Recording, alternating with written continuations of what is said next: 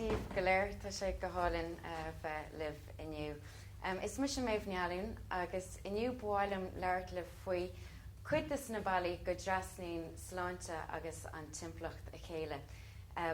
Le bhainníos cruinne bháilm leirt faoi stair na sláinte Phoiblí I ggóthaics na timplachta. Agus leirt faoi cuid is na ceistena móra sláinte na linne seo agus mar a bhainann sé leis an timplacht.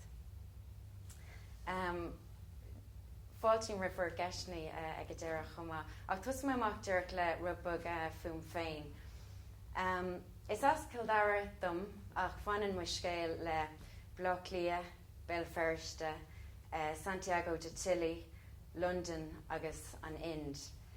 Dás mé níos a léim an bhradan, agus fan mé céim amach I bhiontar I DCU is cuirsa gnó sin a bhainnig curcíocht ar bannam Finbar ó Brulachan.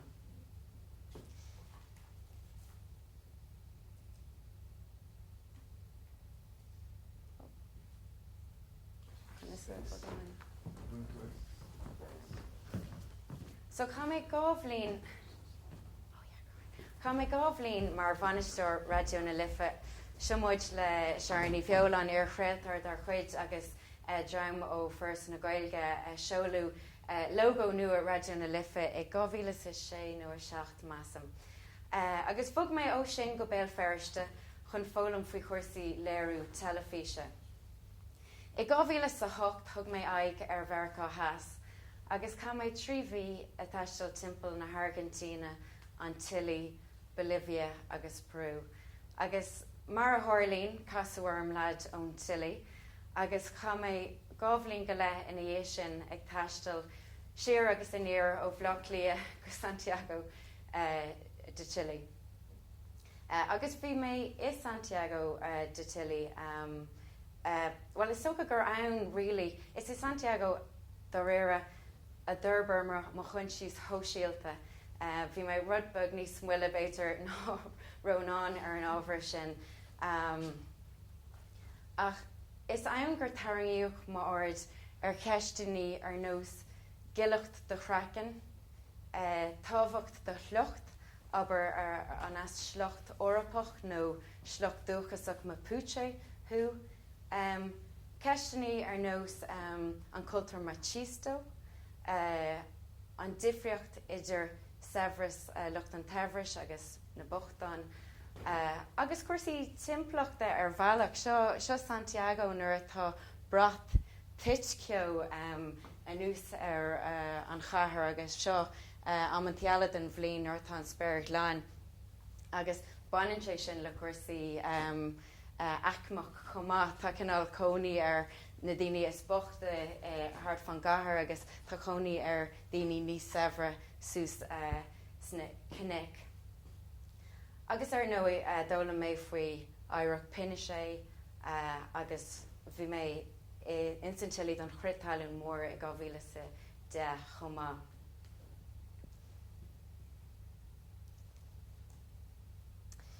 I 2011 thuirling mé I Londain, agus fuair mé orasán ar chios ó acadóir nó Fhallúin ón Ind de bannam Sanjay Cínra. Agus bhí muid sinú na conraí don orasán agus lú mé leis gur mé ar thóir oibre agus dúirt sé sin, tá muid na leir den igen le scileanna chumarsáide san áit oibre sagamsa. Agus dúirt me se, go hénta, cóhfuil tú ag obair. Agus dúirt sé the London School of Hygiene and Tropical Medicine. And is a réigen gribh éon ólas agam ar chuirsaí lais ná sláinte. I mean, neart ólas ar chunas clór trú Gaeilge dhéana ach fearbhag an ólas ar chuirsaí lais. Ach fuair mé an post comhairle agus sin mar a hit mé isteach I nón na sláinte Phoiblí. Agus is tríd na sláinte Phoiblí gur chur mé sim I gcuirsaí timplachta. Is sé fócas lucht sláinte Phoiblí ná sláinte an déanra I lig. So áit go níorín an dochtar ar sláinte an othair éonar, dírín lucht sláinte Phoiblí ar sláinte an pobl I lig. So déanann si taide ar stuff ar nós Córas sláinte, seirbhísí sláinte, pátrún galar, cúisina galar, agus cuimhnú na Sláinte. Is Scoil Sláinte Phoiblí the London School of Hygiene and Tropical Medicine nó LSHTM seo Peter díonn seo I Bloomsbury in London. Agus buíoch í ag deire an níú híisteag. Agus tá stair an samúil ag LSHTM tá sí sáte san imprúlachas agus sa cholínachas. Nuair buíoch LSHTM is anna bhí ólathe ar nós Ronald Ross agus Patrick Manson a denna staidéir ar galar cosú le malaria a bhí churbach ar dul chun cín agus marachtáil na Sasanachs na tropaí. So sin cinál a bhí tomáint chud den óliaach seo. A có hinne le tá an tuiscint atá agan ar an Sláinte Phoiblí agus ról na scoile buchas le dia tréis afrú go mór chomá. Agus tá lead faoi sin maidir le brí na Sláinte Phoiblí agus mar a d'urbair sé. Tá sé I logo na scoile. Má bhrainníonn si bhar an sin agus ar an tanam the London School of Hygiene and Tropical Medicine. An focail sin hygiene nó sláintachas, tagann sé an focail hygiene sin bandí na Sláinte I mitasolaíocht na Gréige agus na Rómáine. Agus má smuoine muid ar brí an ocail sin, tuige muid go maineann sé go dlú leis an timplacht in Warramwood. So, sulla raibh tuiscint agan ar germ theory. Hic daoine go bhféid faoi srína chur ar scapa galar tríd banistú na timplachta, tríd glinacht agus sláinteocht. Tríd na háitcha oibre agus cónha a chunáil glán. Ach má smuoine muid ar an am sin ar bunaigh an scoile ag deirú go leiscail ag sa níú céad deag bhí réine tionscléachta ag dul a réim sa bhratan agus bhí an déanra ag fás go mór agus bhí daoine ag bogad I dro na carracha. So don céadúir bégan don rialtas tosú ag ghlacha córam ar chuirsaí glínachta agus sláinteochta agus bhunaigh siad is so go bhunaigh siad údarrás chun córamí ana go sin agus ceapú ifigigh leis chun áitce cóne agus oibre chuinál glán agus chuna cinint go raibh sholáthar isce glán ar fáil. Agus just is fiúir seo lua in 853 tugadh an scéim an céad scéim éigentach vaccínú isteach chun imíonacht pobl nó herd immunity a chruthú don phobal in aig an bholgach sin smallpox. Agus léiríonn an íomhá seo, tá íomhá ó 8 agus léironn sé an tólaí Edward Jenner a tháinig ar an vaccín don bholgach. Tá sé ag denmh inclú ar othair in Ospedale St. Pancras. Agus tá sé an simúil mar ábhar mar léironn sé an cinál mí hiiscint agus an fatís agus an áras is tócha a bhí a gun leis an vaccín seo le tá cuid de bó a fásaní amachgus is léirú an simúil agus cinál tá sé simúil breanú siar sin I ggóthaic san léiniu agus an táras atá an fós faoi vaccín. In 854 bhí brise amach calar nó cholera is Soho I gantar London. Now ag an hiag tromlach na daoine gur scapú calar tríd an air, tríd miasma, cinál trúlú air. Ach bhí dochtar amháin ar bannam John Snow agus bhí sé áhairsach faoin teoiric seo.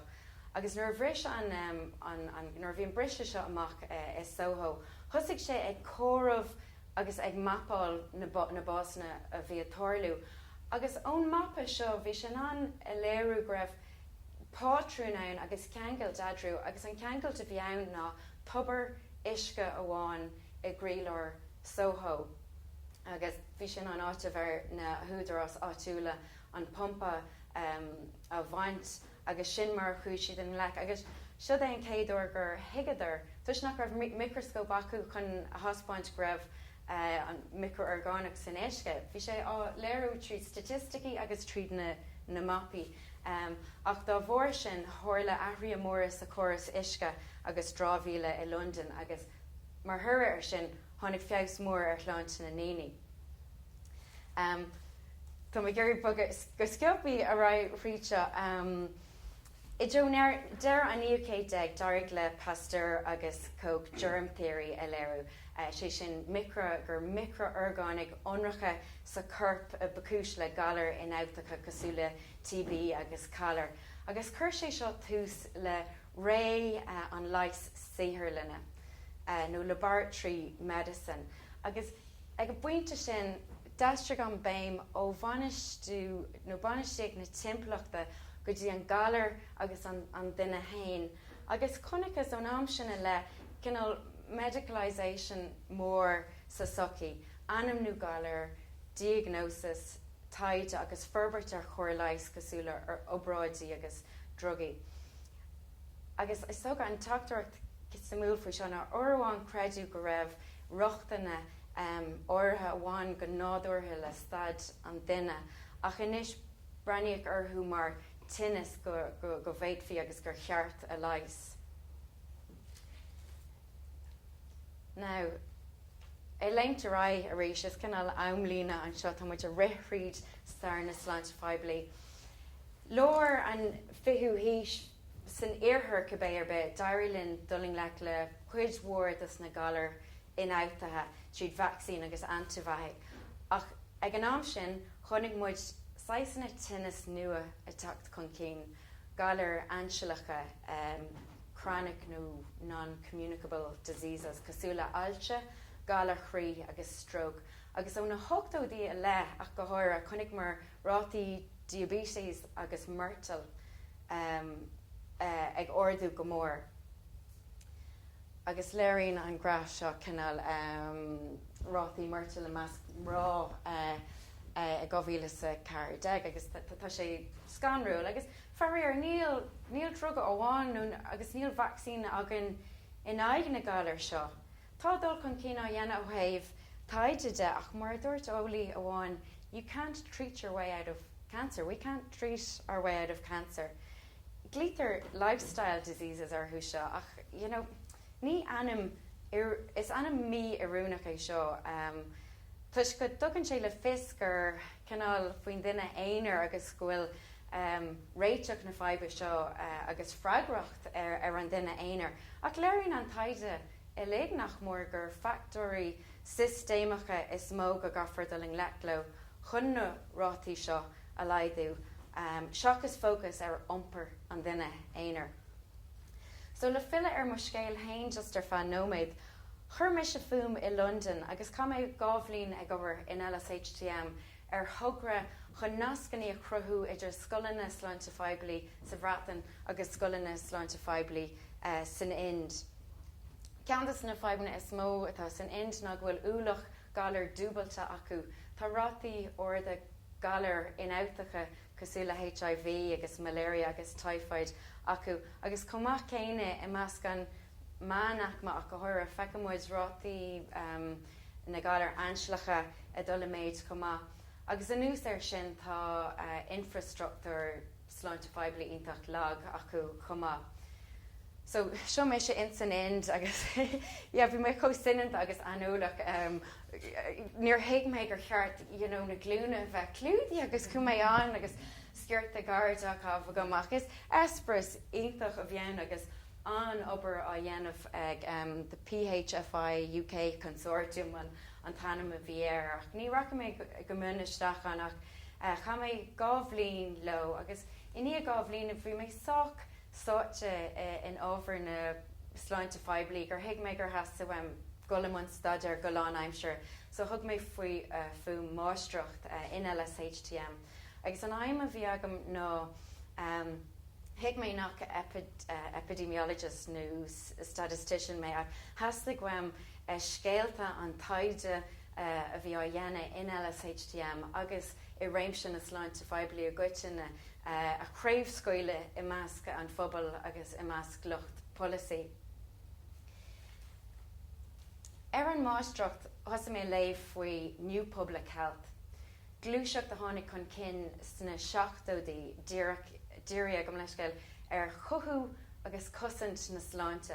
Agus duine daoine sppraag an glúiseacht seo ná Aaron Antonovsky agus rinne sé an staidéir ar bunús na Sláinte agus sucfaní an duine chun deithláinte a chuimhnú seachas díú ar bunús galar.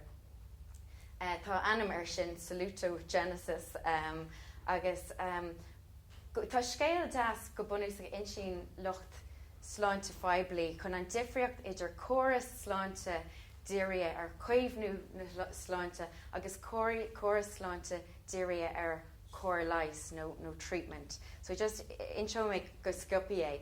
Tá baile bug agus abhainn ag sní tríd. Láháin agus cuid de lucht an bhaile baile cos abhainn, cluiseann siad páiste ag béicil.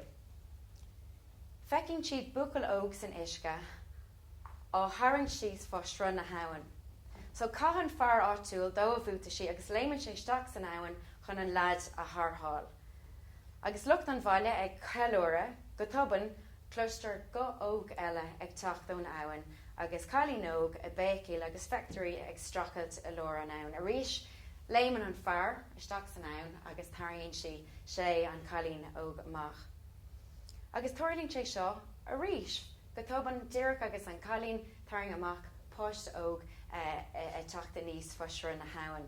So fada sa dhéanann cuid an bhaile na páiste a tharraingt amach bartaín cúpla duine eile gul sús fá bhrúch na habhainn le fáil amach cad sa deall atá tuirliú sús an abhainn go bhfuil páistí óga ag tiitimisteach san isce. Agus sin é atá gceist leis an Sláinte Phoiblí is réit ag lurg réiteachtaí sús an abhainn agus ag géirí an droichead a dhéisiú seachas bheith ag géirí daoine a thartháil síos an abhainn. Dil mé ar éireann in íon na máistreachta agus fuair mé post ag scríomh Polasaí Sláinte le Cloisteríoga na Líne nó RCPI. Bhí an obair seo díria ar scríomh Polasaí alcóil agus myrtal den chuid is mó agus an rud bhí siad gur dhéanana ná ard an phobal a dhéanú ar riscí na galar anseileacha sin cabh tabac, miúsáid alcóil, bíon na míthláinsúla agus aspa gníomhíocht curb. Agus an cúisnág bhfuil fine sé iontacha a gin má dhéarmid má éiríonn dulling leit leis na riscí atá arólas a gin. Tá go leor riscí nachhfuil arólas a gin marall ar ailse agus drog ach tá na riscí se arólas a gin agus má éiríonn linn dulling leit le íslítar an risca nó an tans go bhuiimiid na galar seo. Ach mar eicemid faoi láthair leis an bille alcóil tá stochracht láidir á dhéanamh ag an tionscail agus ar nó barló i bhád go níoch polasa rialtas ar iompar an duine éonar seachas ar na polasathe systémacha seo. I 2016 thosaigh mé go bhfuil le RCPI ar tugra do bannam towards 2026. Le grúpa clinacóirí banistóir an HSE, acadóirí agus lucht Polasaí. Agus an aimime bhí acu ná ospidéal an todhachaí a Fhallúin. Agus na príomhpointe a tháinig amach as na córátí sin go bunúsach ná. Rochtan buine a réachtanas Sláinte seachas cumas éicíocht. Seirbhí si deartha de réir míonta agus réachtanas an phobal seachas grúpaí profisiúnta. Seirbhí si náisiúnta agraíoch chun freastal ar réachtanas pobal áirithe agus pobal áitiúla, agus go cuidófar daoine a chuineáil sláin agus sábháilte agus sláintúil inamáilte hain. Agus go meid seirbhí sin níos ceangailte le chéile chun an tesparas agus an is fear a thuirt do áthair. Now, ag buinte seo ní mór do ógurt agus Louis Tomásaí tá cinna leas ar le agam tam sé dúirtrééis tosaigh obair le grúpa ag gláiste na tróide a rinne obair ar an tugra seo Sláinte Care, the Sláinte Care report is fís don na seirbhí sí Sláinte don Kate lína. Ach mar tharlíonn sé níor mé bainte leis an blann seo a credim gur bé an deis is fearr atá agan Córas Sláinte díria ar chuimhnú na Sláinte agus díria ar chóram príomhúil atá agan. Agus airóí leis na sprochanna a luú méid dearchan sin a bhaintach. Agus an céad ó riamh fuair an plán seo sláinte céir takeíocht ó na páirtí polúla is rud anna starúil í sin. So go bunúsach, tá mé beagnach an ach is córas compléisacha í an córas sláinte agus is amhlaíochtá an timplacht. Agus tá si idir ceangailte. Agus níl aon leis siimplí amháin ar na dúthláin agus na deacrochtaí amháin leo. Agus tarraingt eile cámuid a meabhrú go mraithin sláinte gach duine goin agus inbhúnacht an córas sláinte ar an gaididirh localach agus simbóiseach idir muid agus an timplacht.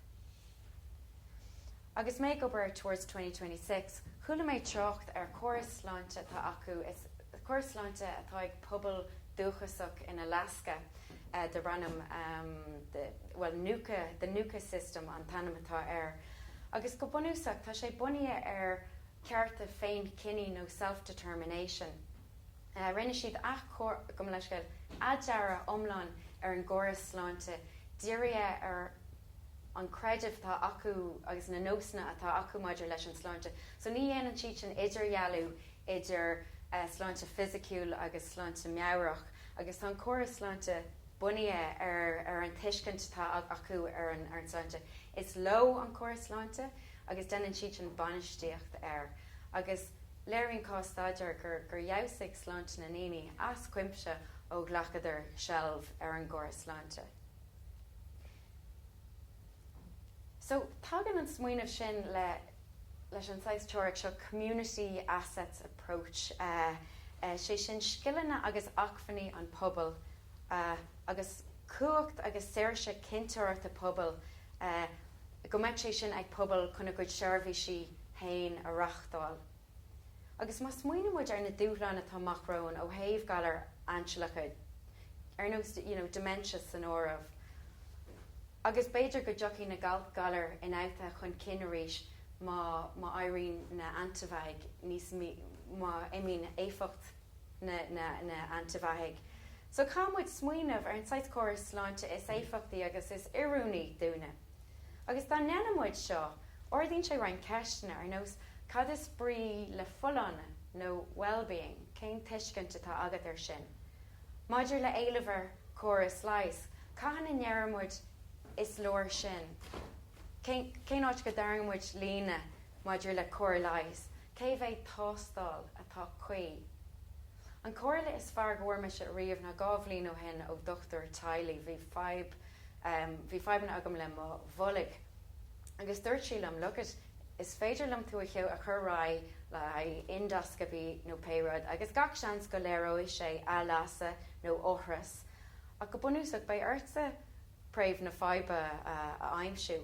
So thug sé roinnt ama a gom canal má chuinsi a athrú ach ní raibh réiteach aici ar an bhaib. Thug sé roinnt peolaí peppermintum ach is armsa bhí an freigracht rudaí a athrú.